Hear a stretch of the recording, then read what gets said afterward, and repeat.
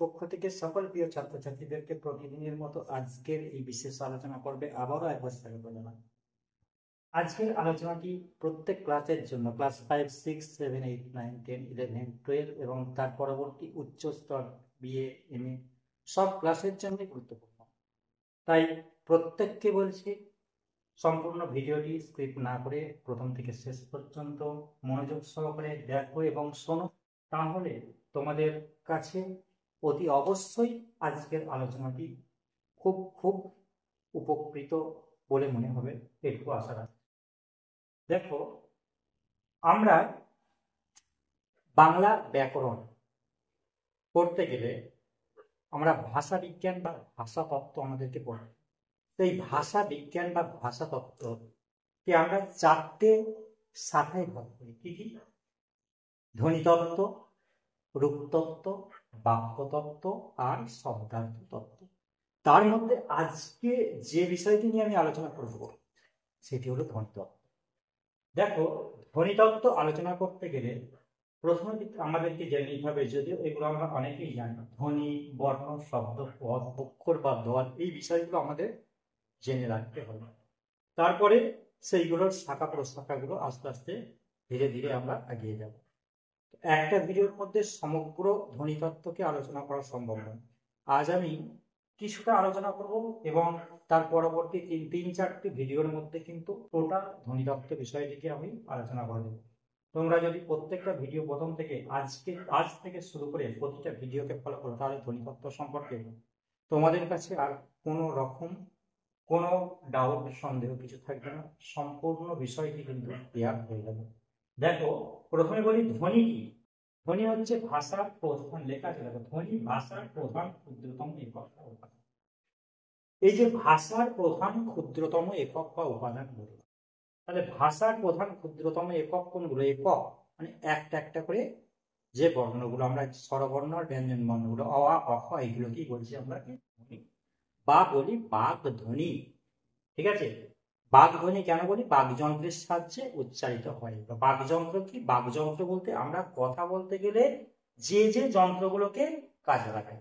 কি কি? কথা বলতে গেলে আমরা যে মুখগহ্বর, হ্যাঁ, বা মুখবিবর, তার মধ্যে যে জিভ, ঠোঁট, হ্যাঁ, তালু, ওষ্ঠ, ওই ঠোঁটের ঠোঁট ওপর নিচে আর কি, তালু, দন্ত, হ্যাঁ, দাঁত, মূর্ধা, হ্যাঁ, ইত্যাদি প্রত্যেকটা যন্ত্রকে কিন্তু আমরা কাজে লাগিয়ে তবে একটা ধ্বনিকে বা শব্দকে উচ্চারণ করতে পারি।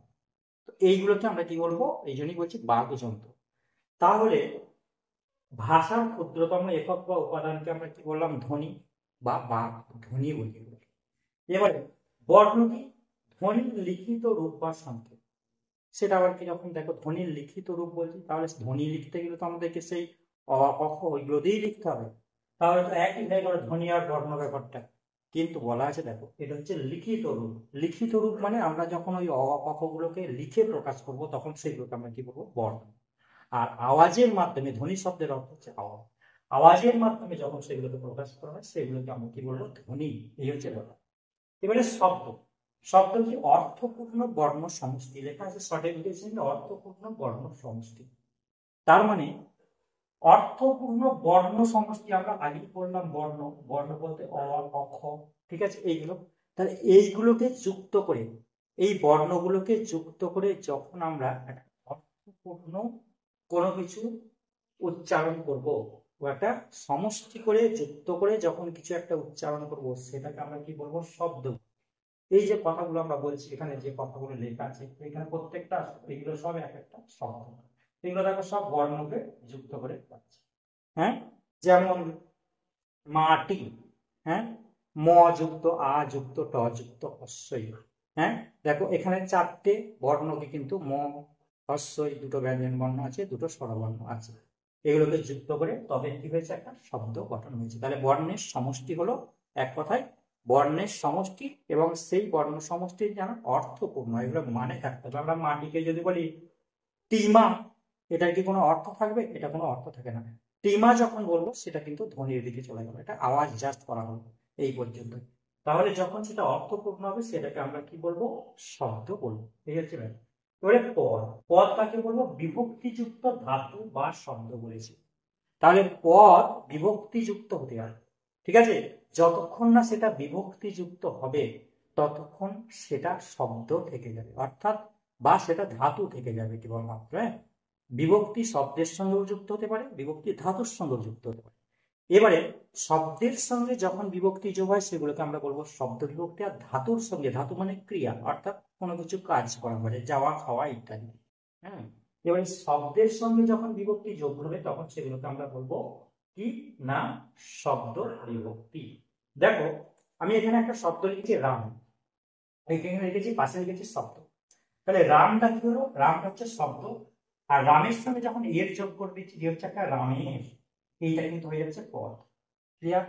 আবার যদি আমরা বাক্যের মধ্যে শব্দকে প্রয়োগ করি, বাক্যের মধ্যে শব্দকে প্রয়োগ করা মানেই সেটা হয়ে গেল পদ।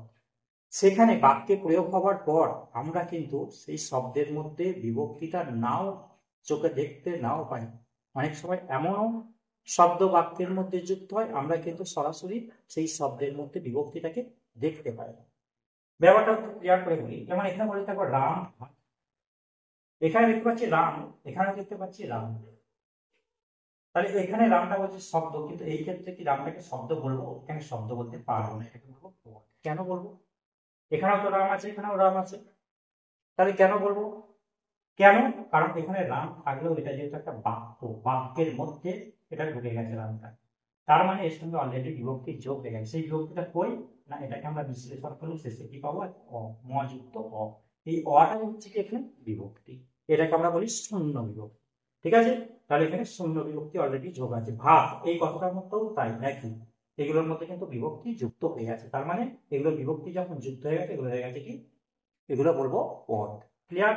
তাহলে বিভক্তিযুক্ত শব্দ হতে পারে আর বিভক্তিযুক্ত ধাতুও হতে পারে, যাই হবে যাই হোক না কেন সেটাকেই আমরা কি বলবো? পদ। দেখো এগুলো শব্দ, এটা হচ্ছে ধাতু। যেমন খাই, খাইটা হচ্ছে খা থেকে, খাটা হচ্ছে ধাতু।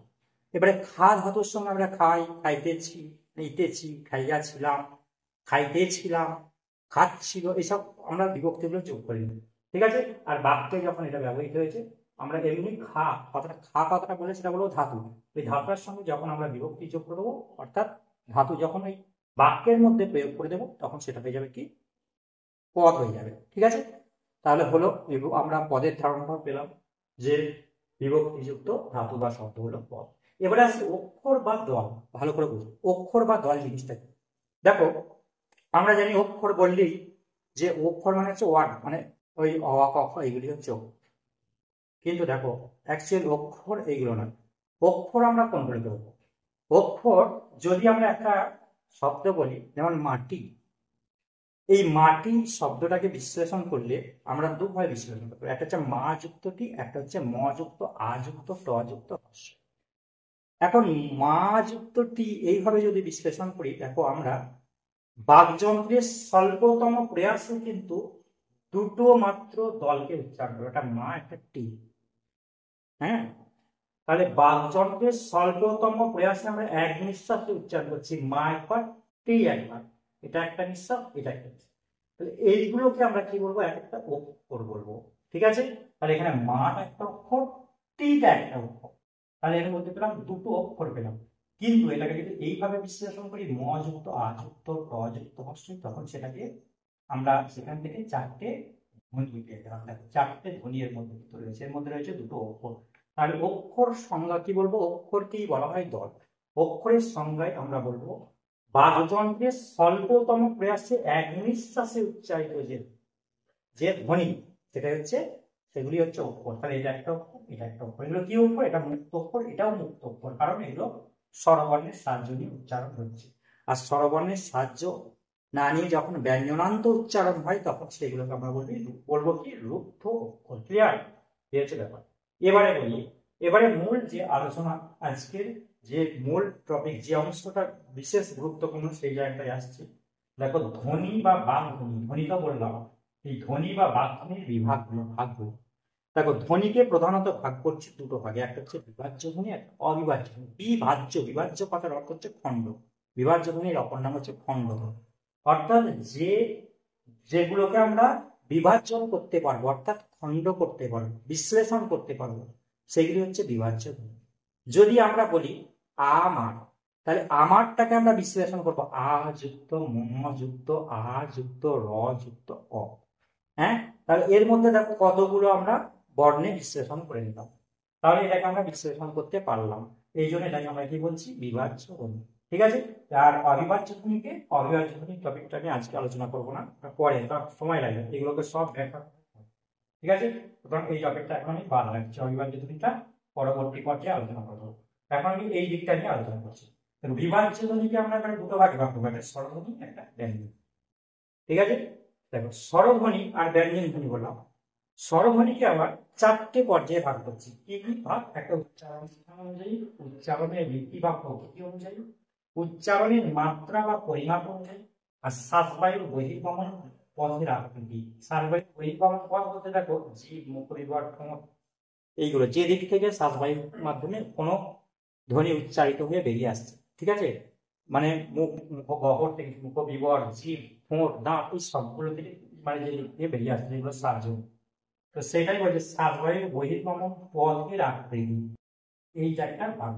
ঠিক আছে, এই অনুযায়ী, তাহলে এই চারটে অনুযায়ী বা চারটে পদ্ধতিতে আমরা স্বরধ্বনিটাকে ভাগ করছি। ঠিক আছে, এখন আর ব্যঞ্জন ধ্বনিটাকে দুটো পর্যায়ে ভাগ করবো, একটা উচ্চারণ স্থান অনুযায়ী ব্যঞ্জন ধ্বনি আছে, আর উচ্চারণ রীতি বা প্রকৃতি অনুযায়ী। এখানে লিখে দিয়েছি দেখো, এটা থেকে দুটো ভাগ করা আছে। ঠিক আছে, এবার দেখো আজকে আমি মেনলি এই প্রথম দুটো ভাগ আলোচনা করবো।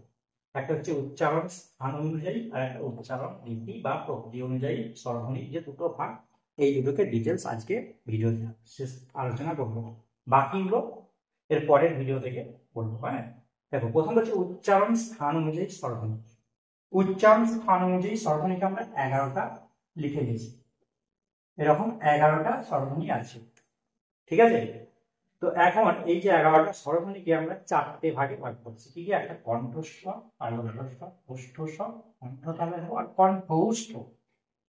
দেখো আমরা ব্যঞ্জন বর্ণের ক্ষেত্রে পড়েছি যে ভাগগুলো, ব্যঞ্জন বর্ণগুলোকে আমরা কণ্ঠ ব্যঞ্জন, তালব্য ব্যঞ্জন, দন্ত ব্যঞ্জন, ওষ্ঠ ব্যঞ্জন এইভাবে ভাগ করছি, কিন্তু এই ভাগটা আমাদের কাছে বেশিরভাগ সময় অনেক, এই ভাগটা একটু তোমরা লিখে রাখবে।